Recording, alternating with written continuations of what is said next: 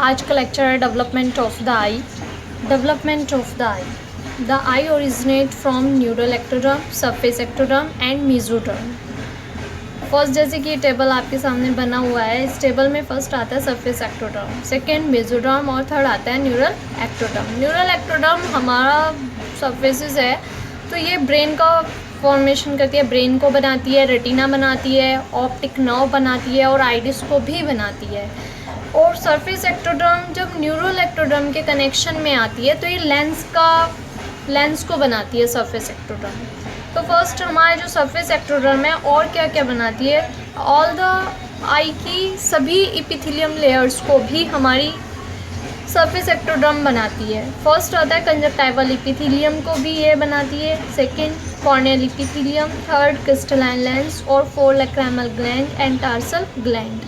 Second surfaces पर चलते हैं हम, ये है मेसोडर्म। मेसोडर्म बनाता है corneal stroma, iris, choroid, sclera, part of vitreous, extraocular muscles, vascular endothelium of the eye and orbit. Third है neural ectoderm. Neural ectoderm first iris epithelium को बनाती है, स्लरी बॉडी एपिथेलियम बनाती है और स्मूथ मसल्स ऑफ आइरिस बनाती है, sphincter dilators होगी और four parts of vitreous, melanocytes, retinal pigment layers यानी कि रेटिना की पिगमेंट एपिथेलियम लेयर्स को भी ये बनाती है, सेंसरी रेटिना ये बनाती है, ऑप्टिक नर्व बनाती है। अब यहाँ पर हम देखते हैं कि हमारे पास सबसे पहले एक्टोडर्म सरफेस होती है, तो ये जो आप सिंपल सी देख रहे हैं तो ये सरफेस एक्टोडर्म।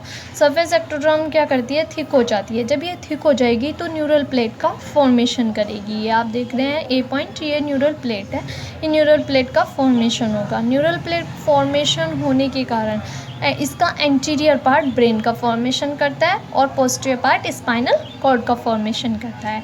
जबकि हमें एंटीरियर पार्ट हमारे लिए मोस्ट इम्पोर्टेंट है, तो हम एंटीरियर पार्ट्स करेंगे। तो एंटीरियर पार्ट न्यूरल प्लेट का एंटीरियर पार्ट ब्रेन का फॉर्मेशन करता है। अब ब्रेन हमारे पास 3 पार्ट्स में डिवाइड होता है। फर्स्ट ब्रेन हमारे पास forebrain, midbrain and hind brain.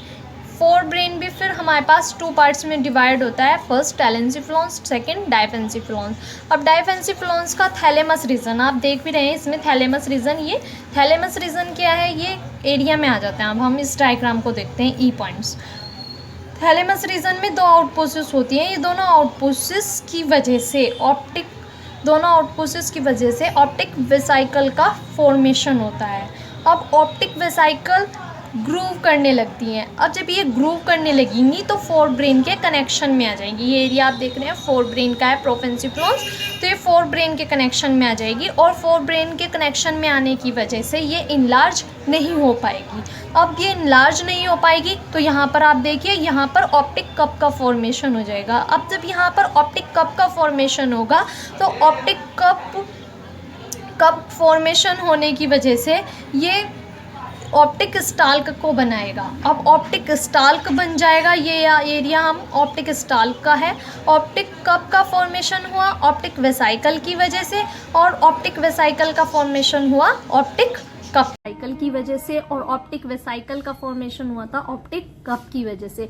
तो इसी के साथ हम आगे चलते हैं। आगे बढ़ते हुए हम दिखाते हैं कि ऑप्टिक वेसाइकल, यहाँ पर हमारा ऑप्टिक वेसाइकल जो होता है, ये वाला पॉइंट, ये कन्वर्ट हो जाता है इनटू 2 लेयर्स में। और जब ये कन्वर्ट हो जाएगा 2 लेयर्स में तो यहाँ पर ऑप्टिक कप का फॉर्मेशन हो जाएगा। अब 2 लेयर्स का कन्वर्ट कैसे हुआ है ये देखिए, मैं आपको छोटा सा डायग्राम बनाकर दिखाती हूँ। यहाँ पर ये देखिए, ये हम डायग्राम ड्रॉ कर रहे हैं आपको समझाने के लिए, क्योंकि ये मेरी इसमें नहीं है ये डायग्राम। ये देखिए, तो ये 2 लेयर्स में कन्वर्ट हो चुका है हमारा ये डायग्राम। तो ये अंदर वाली जो लेयर्स है इसको हम इनर बोल रहे हैं, ठीक है। अब बाहर वाली को हम आउटर बोल रहे हैं।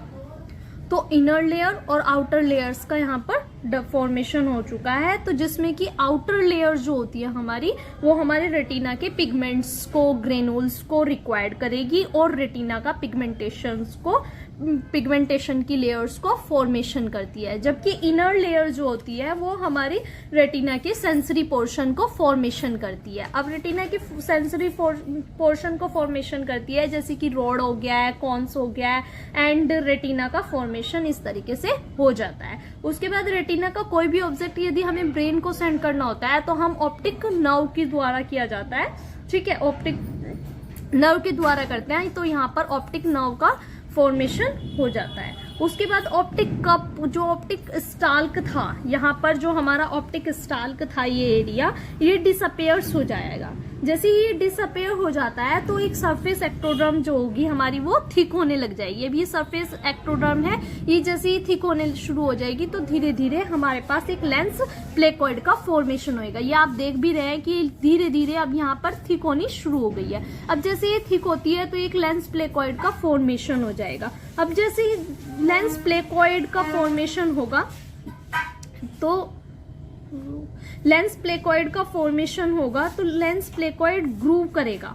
अब ये ग्रूव करेगी, लेंस प्लेकॉइड ग्रूव करेगा और सरफेस एक्टोडर्म एक सेपरेट हो जाएगी। अब सरफेस एक्टोडर्म सेपरेट होने की वजह से एक सॉलिड लेंस का फॉर्मेशन होगा। ये आप देख रहे हैं यहाँ पर एक सॉलिड लेंस का फॉर्मेशन हो चुका है। अब सॉलिड लेंस का फॉर्मेशन होने की वजह से तो ऑप्टिक कप जो होगा हमारा, ये वाला ऑप्टिक कप तो हमारा एक अपने साइज में बढ़ेगा, लेकिन लेंस अपने साइज में नहीं बढ़ेगा। इसी के साथ हमारा ये वीडियो समाप्त होता है। लेकिन अगर आपको मेरा वीडियो पसंद आया, लेक्चर पसंद आया हो, तो आप मेरे चैनल्स को, मेरे लेक्चर्स को लाइक करें एंड सब्सक्राइब करें। एंड आपका बहुत बहुत थैंक यू, धन्यवाद।